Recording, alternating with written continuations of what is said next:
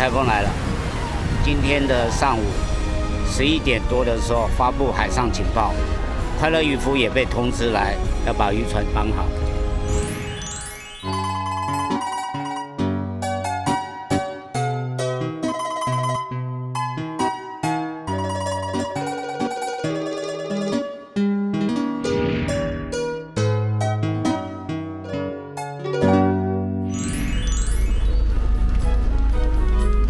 台风来了，大家现在通通在。这是要绑什么台风？你要看我们的。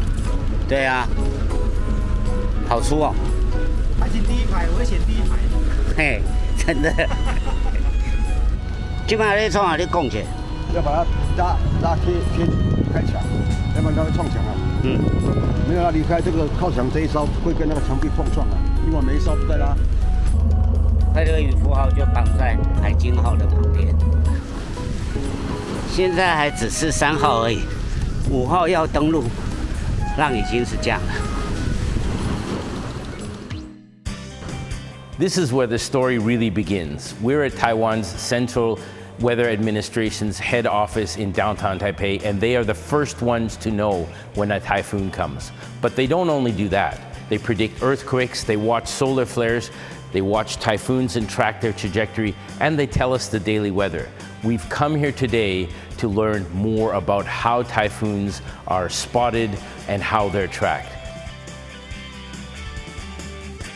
林先生你好，嗨 Leo 你好，欢迎来到中央气象所。谢谢，那个地方很特别。对啊，那我可以问多一点关于台风来的，你们怎么知道？怎么看哪一些东西？第一个，我们就是用卫星从外太空直接照相片，然后我们就可以看到台风目前长的样子。如果台风比较靠近了，台湾的陆地上有很多就是可以看海面上的这些雷达，它基本上就是有一点像是声呐，然后它就是会打到这个云，然后再反射回来，你就可以看到类似像这样子的图。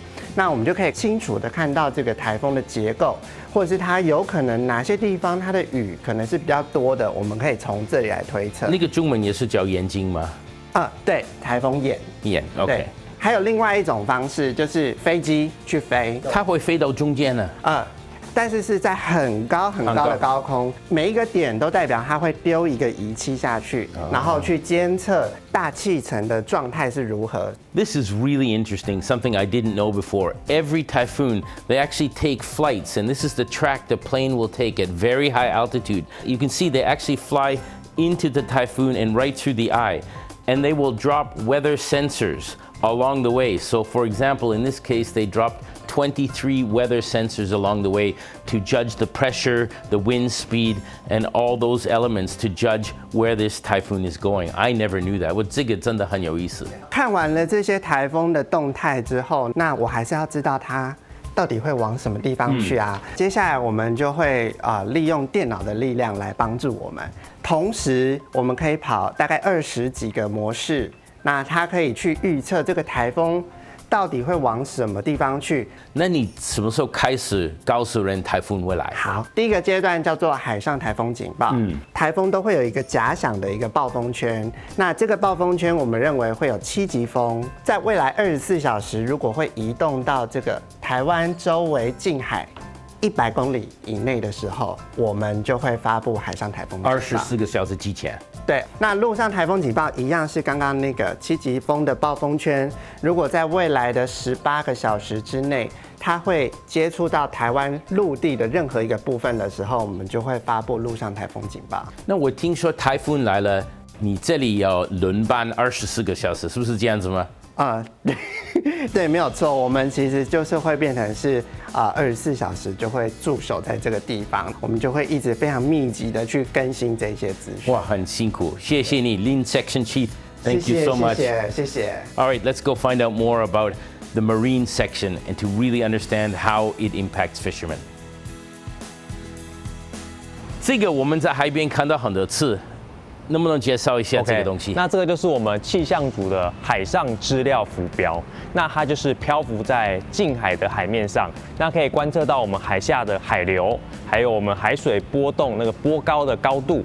那上面还有一些天气的观测仪器，例如说可以观测气压、风向、风速，还有海底的海温等等的参数。那我们在近岸有所谓的潮位站，那潮位站它是观测这个海水面潮位的高度变化，每天有所谓我们的涨潮跟退潮，一样也可以观测海温，还有我们的风向、风速、气压、气温。观测之外，我们还有做预报，那包含了有波浪的预报，那另外还有海流的预报，那这些对开船的渔民或是他要去捕捞渔业都是很重要的资讯。你唯一一个重要的东西不做，你没有告诉我们鱼在哪里。OK， 有，我们其实有做类似的真的吗？产品，对，我们有跟我们台湾的海洋大学做合作，那他们会针对一些比较有经济价值的鱼种，然后做预报，譬如说这种鱼种它是适合在叶绿素浓度是多少，海流的流向是怎么走，这个环境适合它。那我们会有一个预报的指标给渔民做参考。那如果台风来了，谁来决定那个区被关起来 ？OK， 那这个部分就不是气象署的职责了，但是气象署会把这些资讯提供给地方政府做个参考。他们有他们自己的标准，例如说发布海上警报的时候，渔港可能就不适合出海了。没有你们，我们真的完蛋。以前都没办法知道天气怎么样，为了你们真的安全很多。不会，谢谢。Thank you so much. Thank you. One Section Chief. 谢谢 Leo. One Section Chief, keeping us safe on the ocean all the time.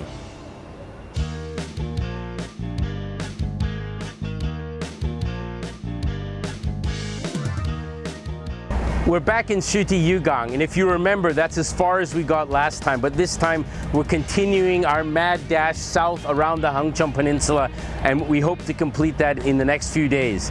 Since we were here last time, a large typhoon rolled in. One of the captains I'm going to introduce to you in a second helped me a great deal by tying our boat down and keeping it safe. Shuti Yugang is a Class 2 fishing harbor. It's known for both the beginning of the whaling watching industry in Taiwan. People go here to watch whales, and Lin Xinzhen, the captain I'll introduce you, does take people on whaling trips. This is his beautiful boat here. And this harbor is also known for marlin fishing. So they come and they stand on the front of these boats and they spear the marlins with them and catch them that way. It's a very traditional way of catching a marlin here, and this harbor is also famous for that. Let's go talk to Mr. Lin, Captain Lin, and he's going to give me some tips for crossing the Hangzhou Peninsula because there's a strong current there, and he wants to make sure we're safe. 林船长，谢谢你台风来的，你那么保护我的船，要不然我没办法放心呢。谢谢谢谢，我跟你讲，你到台湾哪一个渔港哦，这个船长都会是这样子的。我们过了那个很深，你的意见是怎么样？因为这里的流很长，是不是？我跟你讲哈，通常你要过这个台湾尾的话呢，一定要选择在满潮的时候过去。满潮 ，OK。对，因为退潮的时候呢，它的浪会比较大。哦，所以你9号那一天应该是下午的2点半至5点，OK， 这个时间点你要过去。好，你要跑的时候呢，你尽量是不要跑太外面。OK， 你越外面它浪越大。那谢谢你的时间，而且再谢谢你这么保护我的船。祝你们一路顺风。好，谢谢。那下次你来台北或者哪里？OK， 好，谢谢，Thank you， 谢谢。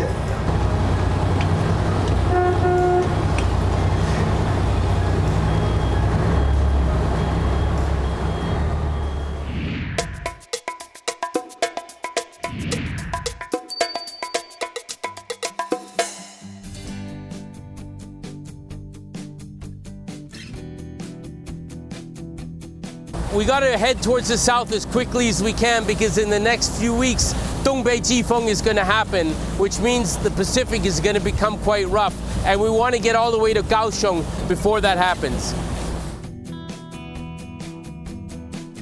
It's really interesting that after a typhoon, the water changes color. It's almost like a muddy brown, and that's because there's been so much runoff from the mountains here, and also the coastal waters are so turbulent from all the huge waves that it stirs up all the water and it becomes this kind of grayish brown color. If you remember, it was so blue before.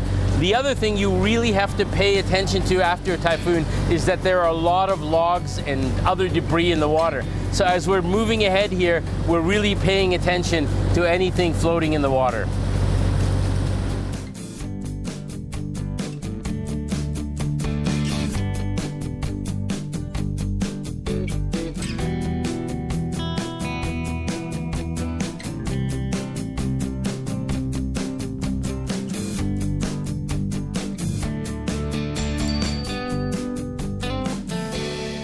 This is the first fishing harbor in Taitung, Chenbing Fishing Harbor. And it's another harbor that was not well designed. It sands up and silts up very quickly, so we're not going to go in. It's very shallow. It was built in 1982, and the boats in here are all our style boats, so we're not going to go in there. It's too dangerous, too shallow. You can see that there are mountains of sand behind this harbor because they're constantly digging out that sand because the design is not effective. There's more sand there. Look at that. Like a big beach in the harbor. Let's keep going towards the south.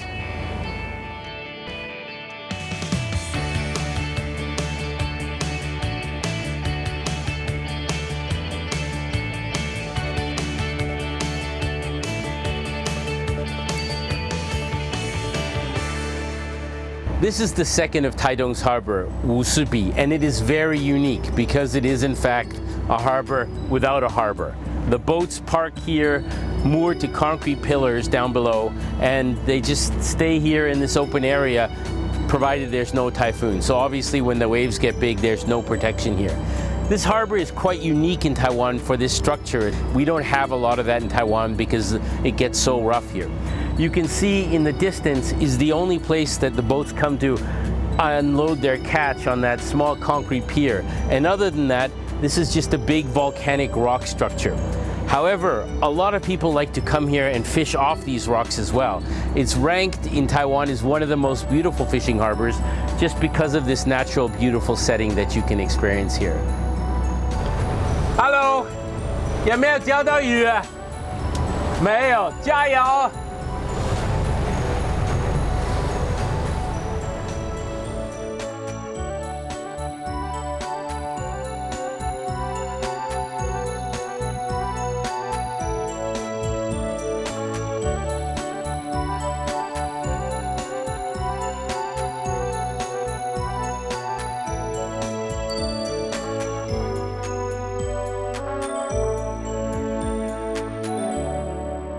This is Xiaogang, Little Harbor, but this name doesn't belie its significance in history.